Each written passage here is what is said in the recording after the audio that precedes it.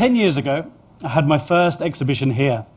I had no idea if it would work or was at all possible, but with a few small steps and a very steep learning curve, I made my first sculpture called The Lost Correspondent. Teaming up with a marine biologist and a local dive centre, I submerged the work off the coast of Grenada in an area decimated by Hurricane Ivan. And then this incredible thing happened. It transformed. One sculpture became two. Two quickly became 26. And before I knew it, we had the world's first underwater sculpture park. In 2009, I moved to Mexico and started by casting local fishermen.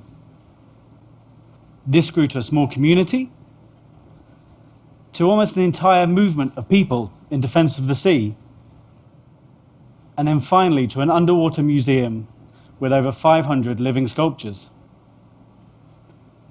Gardening, it seems, is not just for greenhouses. We've since scaled up the designs. Ocean Atlas in the Bahamas, rising 16 feet up to the surface and weighing over 40 tons. To now, currently in Lanzarote, where I'm making an underwater botanical garden, the first of its kind in the Atlantic Ocean. Each project, we use materials and designs that help encourage life. A long-lasting pH-neutral cement provides a stable and permanent platform. It is textured to allow coral polyps to attach. We position them down current from natural reefs so that after spawning there's areas for them to settle. The formations are all configured so that they aggregate fish on a really large scale. Even this VW beetle has an internal living habitat to encourage crustaceans such as lobsters and sea urchins. So why exhibit my work in the ocean? Because honestly, it's really not easy. When you're in the middle of the sea, under a 100-foot crane, trying to lower 8 tons down to the sea floor, you start to wonder whether I shouldn't have taken up watercolor painting instead. But in the end, the results always blow my mind.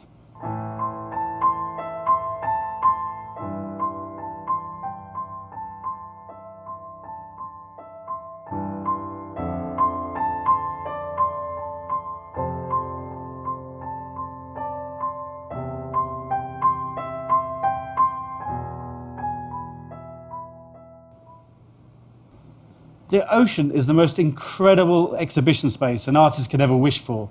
You have amazing lighting effects, changing by the hour, explosions of sand covering the sculptures in a cloud of mystery, a unique timeless quality, and a procession of inquisitive visitors, each lending their own special touch to the site.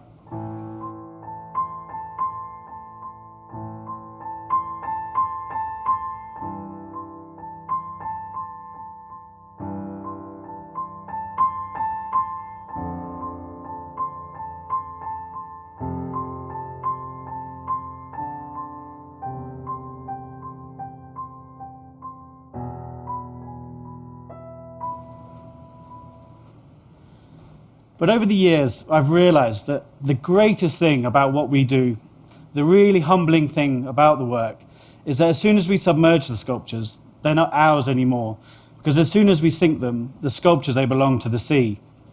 As new reefs form, a new world literally starts to evolve, a world that continuously amazes me. It's a bit of a cliche, but nothing man-made can ever match the imagination of nature. Sponges look like veins across the faces. Staghorn coral morphs the form. Fireworms scrawl white lines as they feed. Tunicates explode from the faces. Sea urchins crawl across the bodies feeding at night. Coralline algae applies a kind of purple paint. The deepest red I've ever seen in my life lives underwater. Gorgonian fans oscillate with the waves. Purple sponges breathe water like air. And grey angelfish glide silently overhead. And the amazing response we've had to these works tells me that we managed to plug into something really primal, because it seems that these images translate across the world, and that's made me focus on my responsibility as an artist and about what I'm trying to achieve. I'm standing here today on this boat in the middle of the ocean, and this couldn't be a better place to talk about the really, really important effect of my work. Because as we all know, our reefs are dying and our oceans are in trouble. So here's the thing. The most used, searched, and shared image of all my work thus far is this. And I think this is for a reason, or at least I hope it is. What I really hope is that people are beginning to understand that when we think of the environment and the destruction of nature, that we need to start thinking about our oceans too. Since building these sites, we've seen some phenomenal and unexpected results. Besides creating over 800 square meters of new habitats and living reef, visitors to the marine park in Cancun now divide half their time between the museum and the natural reefs, providing significant rest for natural, overstressed areas. Visitors to Ocean Atlas in the Bahamas highlighted a leak from a nearby oil refinery. The subsequent international media forced the local government to pledge $10 million in coastal cleanups. The sculpture park in Grenada was instrumental in the government designating the spot a marine protected area. Entrance fees to the park now help fund park rangers to manage tourism and fishing quotas. The site was actually listed as a wonder of the world by National Geographic. So why are we all here today in this room? What do we all have in common? I think we all share a fear that we don't protect our oceans enough. And one way of thinking about this is that we don't regard our oceans as sacred, and we should.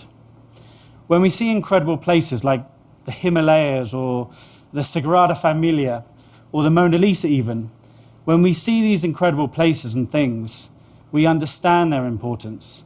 We call them sacred, and we do our best to cherish them, to protect them, and to keep them safe. But in order to do that, we are the ones that have to assign that value. Otherwise, it will be desecrated by someone who doesn't understand that value. So I want to finish up tonight by talking about sacred things. When we were naming the site in Cancun, we named it a museum for a very important and simple reason. Museums are places of preservation, of conservation, and of education. They're places where we keep objects of great value to us, where we simply treasure them for them being themselves. If someone was to throw an egg at the Sistine Chapel, we'd all go crazy. If someone wanted to build a 7-star hotel at the bottom of the Grand Canyon, then we would laugh them out of Arizona. Yet every day, we dredge, pollute, and overfish our oceans. And I think it's easier for us to do that because when we see the ocean, we don't see the havoc we're wrecking. Because most people, the ocean is like this. And it's really hard to think of something that's just so plain and so enormous as fragile. It's simply too massive, too vast, too endless. And what do you see here? I think most people actually look past to the horizon. So I think there's a real danger that we never really see the sea. And if we don't really see it, if it doesn't have its own iconography, if we miss its majesty, then there's a big danger that we take it for granted. Cancun is famous for spring break, tequila and foam parties, and its waters are where frat boys can ride around on jet skis and banana boats. But because of our work there, there's now a little corner of Cancun that is simply precious for being itself. And we don't want to stop in Grenada, in Cancun, or the Bahamas. Just last month, I installed these 4 horsemen of the apocalypse in the Thames River in central London, right in front of the Houses of Parliament, putting a stark message about climate change in front of the people that have the power to help change things. Because for me, this is just the beginning of the mission. We want to team up with other inventors, creators, philanthropists, educators, biologists, to see better futures for our oceans. And we want to see beyond sculpture, beyond art even. Say you're a 14-year-old kid from the city and you've never seen the ocean, And instead of getting taken to the Natural History Museum or an aquarium, you get taken out to the ocean, to an underwater Noah's Ark, which you can access through a dry glass viewing tunnel, where you could see all the wildlife of the land be colonized by the wildlife of the ocean. Clearly, it would blow your mind. So let's think big and let's think deep. Who knows where our imaginations and willpower can lead us? I hope that by bringing our art into the ocean, that not only do we take advantage of amazing creativity and visual impact of the setting, that we're also giving something back. And by encouraging new environments to thrive, and in some way opening up a new, or maybe it's a really old way of seeing the seas as delicate, precious places worthy of our protection.